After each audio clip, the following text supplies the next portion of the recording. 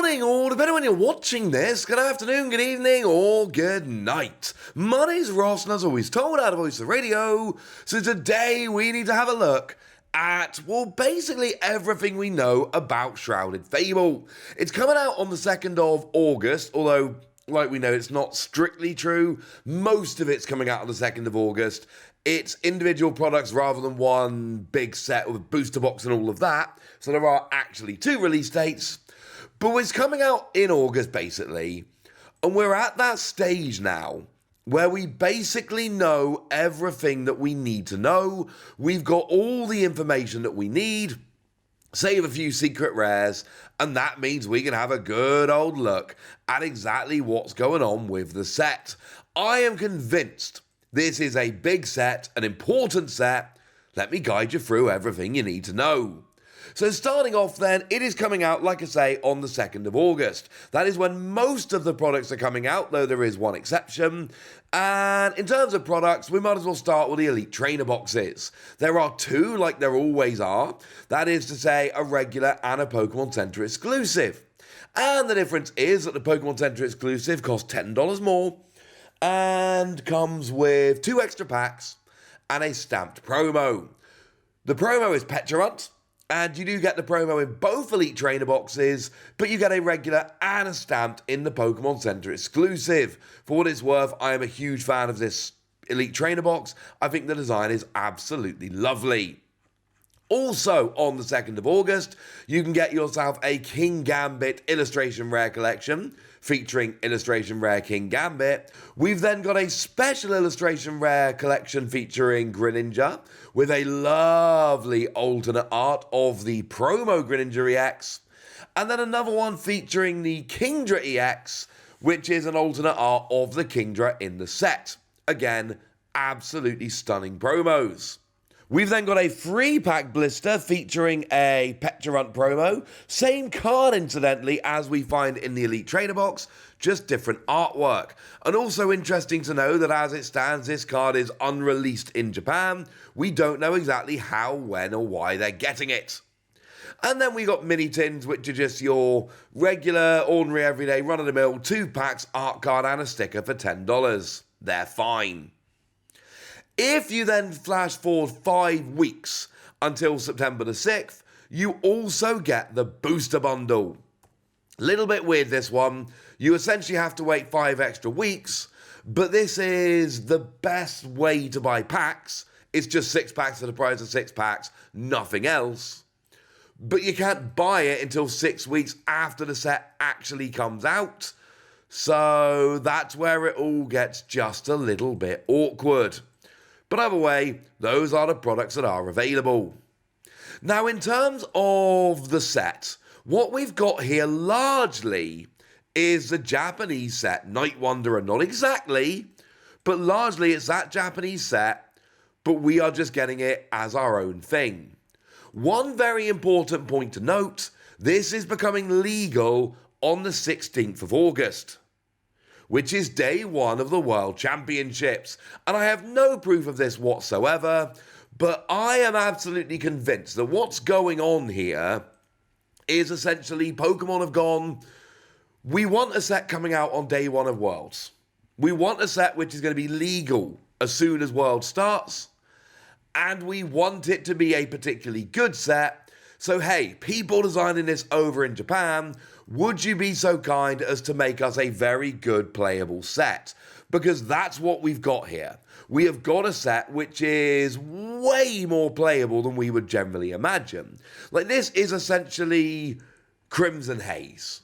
This is basically the equivalent of Crimson Haze, and yet Crimson Haze was very kind of meh as a set. It was alright. There were a couple of cards, and this is a ridiculous set, which I am absolutely convinced is going to change up the metagame.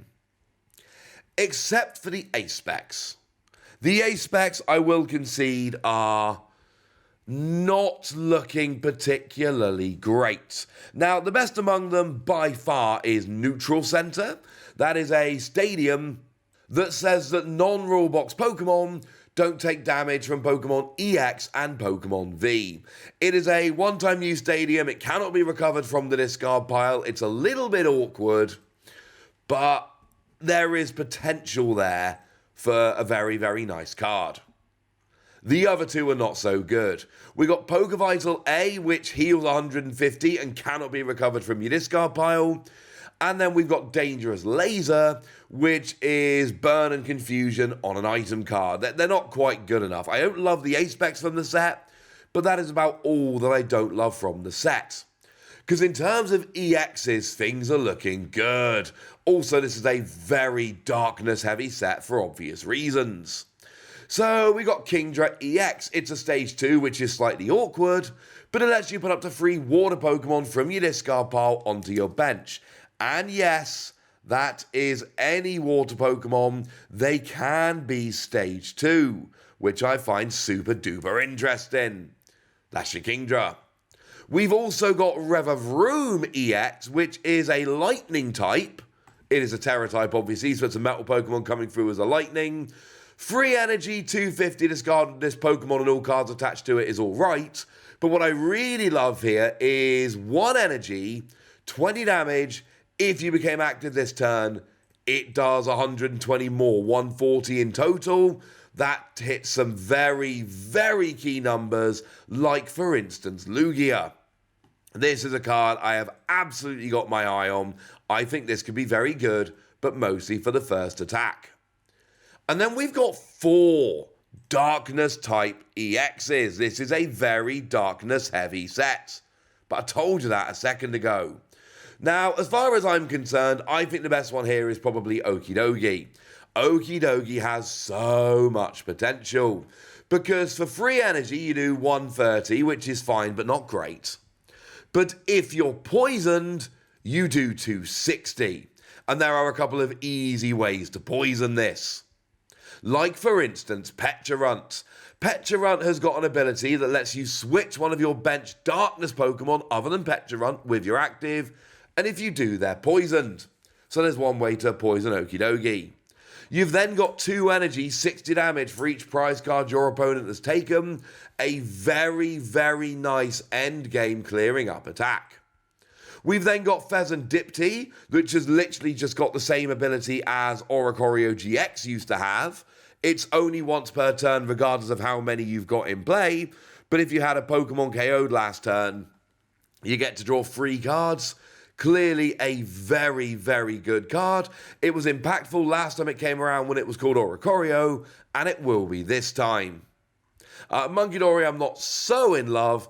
If it's knocked out by an opponent's attack, when you have a Pecharunt in play, it's a single prize Pokemon, and then it's just free energy, 190, can't use it next turn. But being a single prize Pokemon does soften the blow somewhat. So there are your 6 EXs. And I do think there is a lot of potential here. I think Okidogi, like if you use Brute Bonnet to do the poisoning, then you're doing 260 plus your opponent takes poison damage. We've got ways to build that up. And then we've got the new card Binding Mochi, which is a tool card that says if you're poisoned, you do an extra 40 damage. That adds up very, very, very quickly indeed. You can get Okidogi to be one-hit KOing anything when you build in Binding Mochi and poison damage. It's a pretty big card.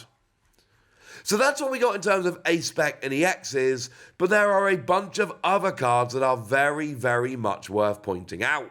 Dartrix, for instance, is a grass Pokemon Stage 1 that's got United Wings, which makes United Wings just a whole bunch better than it has been before. That is one that I've got my eye on. I'm certainly looking out for that one. Blood Moon Ursaluna lets you bench it with 2 fighting energy attached, which is going to help a whole bunch of decks get some extra fighting energy in play nice and early, which is awesome. But also free energy, 100 plus 30 more for each damage counter on your opponent's active. That can add up into very big damage very quickly. Sliverwing does 140 for 2 energy if your opponent's got a future Pokemon in play, which is actually a very, very nice Iron Hands counter. It's not much more than that, but it is a very, very good Iron Hands counter. And we'll get some weaker future Pokemon as well, but it's largely in there as an Iron Hands counter. But still, that's kind of good enough, honestly. We've got Zoroark that will do 60 damage for each Pokemon EX and Pokemon V in play, which can add up very, very quickly. This is another one that I have absolutely got my eye on as one that could make a huge difference. And then we've got things like Janine's Secret Technique, which is a rather ridiculous card because you get to attach 2 Darkness Energy from your deck, 1 to each of 2 Darkness Pokemon. You don't have to poison your active, but again, we've seen with stuff like Okidogi and Binding Mochi, we really don't mind about that. And that is kind of ridiculous energy acceleration. Cassiopeia allows you to search for any 2 cards as long as you can empty your hand and play it as the final card in your hand. And then we've got Xerosic Scheme. Your opponent chooses and discards cards from their hand until they have 3 cards remaining in their hand. This is a very impactful supporter, which is going to absolutely wreck some games. I'm also a big fan of Nighttime Academy. Just a new stadium card lets you put a card from your hand on top of your deck, which is great for any card that's looking at the top X number of cards on your deck, because you get to stack and make sure it works. But it's also, like, low-key a really, really good Iono protection, because you can put 1 card from your hand on top of your deck, and if your opponent plays Iono, you can choose what your top deck's going to be afterwards, as long as you've got a card in your hand you want to be your top deck. It is a really good card. I expect this to be a very impactful set to the metagame, and that's kind of amazing. But I don't expect it to be a phenomenal set for collectors. In terms of collectors, it's going to be kind of in line with something like Obsidian Flames, for instance. That is a English set that was based on a single Japanese set. Most of the time, we get a double set, or a double and a mini, or a mini and a main. But here, with Obsidian Flames, we only got ourselves 1 Japanese set with which to make our set. And that meant we had fewer secret rares. That's what we've got here. And look, I think the Beware is absolutely stunning. We've got Cassiopeia coming in, which I know a lot of people are going to be excited about. I'm not saying there are no good secret rares in there. I'm just saying there are going to be fewer of them. Obviously, the Kingdra and Greninja I showed you are very, very special cards, but they're promos. You're going to be picking them up just by picking up the special illustration rare collections. So, as I've been telling you here, I think this is a phenomenal set for players. I think it's going to have a big impact. It's going to shake up the metagame at the World Championships phenomenally. I don't think it's going to be a huge set for collectors. So there we go. I've told you all the products that are coming around. I've told you all about the set and the main cards that are in it. So now it's over to you guys. Tell me how excited you are for the set. Tell me how good you think it's going to be. Tell me anything you want to tell me in the comment section. Go nuts! Be nice. And then make sure you like this video, subscribe to this channel, follow me on Twitter at Lawasi. That's where we talk about Pokemon and a whole bunch of other card games.